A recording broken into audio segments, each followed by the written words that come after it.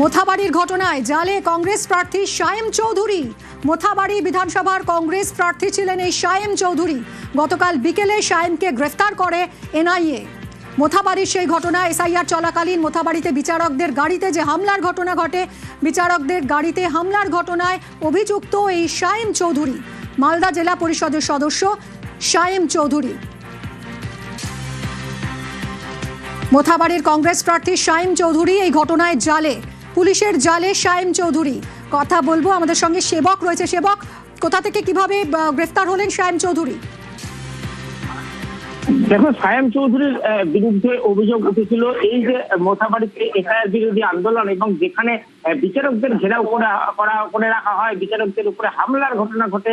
এই ঘটনাতেই শায়েম চৌধুরীর নাম জড়ায়। শায়েম চৌধুরী ওরফে বাবু, তিনি কংগ্রেসের নেতা, তিনি মালদা জেলা পরিষদের বর্তমান কংগ্রেস সদস্য, তিনি মোথাবাড়ি কেন্দ্রীয় কংগ্রেসের টিকিটে এবার প্রার্থী হয়েছিলেন। তার বিরুদ্ধে অভিযোগ ছিল, তাকে এনআইএ খুঁজছিল। এর আগেও যেদিন এই যে হামলার ঘটনা ঘটে, তারপরেও তাকে এক দফা কিন্তু জিজ্ঞাসাবাদ করেছিল এনআইএ। সেই সময় দীর্ঘ কয়েক ঘন্টা জিজ্ঞাসাবাদের পর তাকে ছেড়ে দেওয়া হয়, কিন্তু এরপর দফায় দফায় এনআইএ প্রচুর গ্রেফতার করে এই ঘটনায়। এবং এরপরে বিভিন্ন জেরার সূত্রে, বিভিন্ন ধৃত যারা ছিল তাদের জেরার সূত্রে বারবারই এই শায়েম চৌধুরীর নাম উঠে আসে এবং তারপর থেকে শায়েম চৌধুরীর খোঁজ চলছিল। এরপরেই তাকে কলকাতায় গ্রেফতার করা হয়েছে। তাকে এনআইএ এই যে মামলা, যে মামলায় তোমার মোথাবাড়ির বিচারকদের উপর হাঙ্গামা, মোথাবাড়ি বিডিও অফিস রাত পর্যন্ত ঘেরাও করে রাখা, যেখানে বিচারকদের উদ্ধারে গেলে যে কেন্দ্রীয় বাহিনী তাদের উপরেও চড়াও হয়েছিল দুষ্কৃতীরা।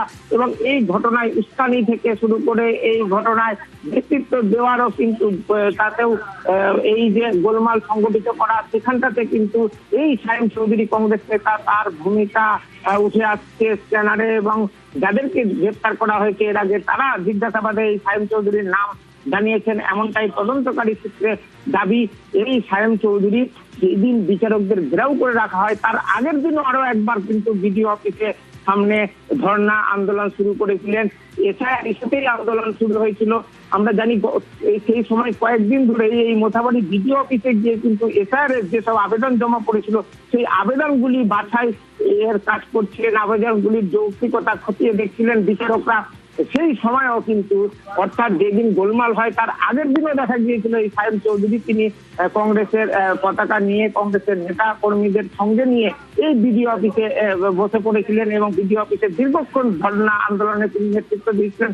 অর্থাৎ বিচারকদের উপর এই যে হামলার ঘটনা, তার আগে থেকেই তার কিন্তু সলতে পাকানো শুরু হয়। তার যে ইন্ধন, সেটা কিন্তু আগের থেকেই তৈরি হয়েছিল। এর পিছনে পরিকল্পনা রয়েছে, এমনটা তদন্তকারীরা বলছেন। ঘটনার তদন্তে নেমে যে পরিকল্পনা উঠে আসছে, সেখানে আমরা এর আগে যেমন দেখেছি মোফাজ্জলুল ইসলামকে গ্রেফতার করা হয়েছে, আরো বেশ কয়েকজনকে গ্রেফতার করা হয়েছে, মিনের প্রার্থী গ্রেফতার হয়েছেন, আইএসএফ এর অনেক প্রার্থীকে জিজ্ঞাসাবাদ করা হয়েছে। এরপর কিন্তু বারবারই তদন্তে উঠে আসছিল এই শায়েম চৌধুরীর নাম। এই শায়েম চৌধুরী, যেটা বলছিলাম, এখনো এই মুহূর্তে মালদা জেলা পরিষদের তিনি কংগ্রেসের নির্বাচিত সদস্য, তিনি কংগ্রেসের টিকিটে মোথাবাড়িতে প্রার্থী হয়েছিলেন।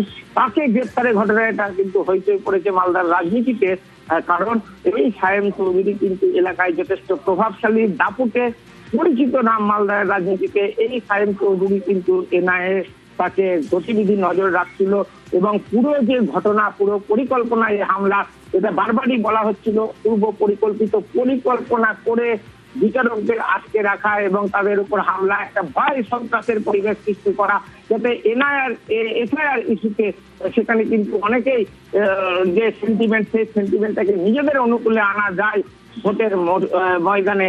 এই জন্যই কিন্তু এই ধরনের উস্কানি মূলক একটা অবস্থান নেওয়া হয়েছিল। সেক্ষেত্রে উঠে আসছে কংগ্রেস প্রার্থীর নাম।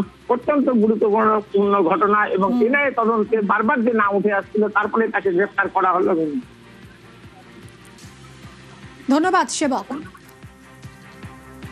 মোথাবাড়ির ঘটনায় জালে কংগ্রেস প্রার্থী শায়েম চৌধুরী। মোথাবাড়ি বিধানসভার কংগ্রেস প্রার্থী ছিলেন এই শায়েম চৌধুরী। গতকাল বিকেলে শায়েমকে গ্রেফতার করে এনআইএ।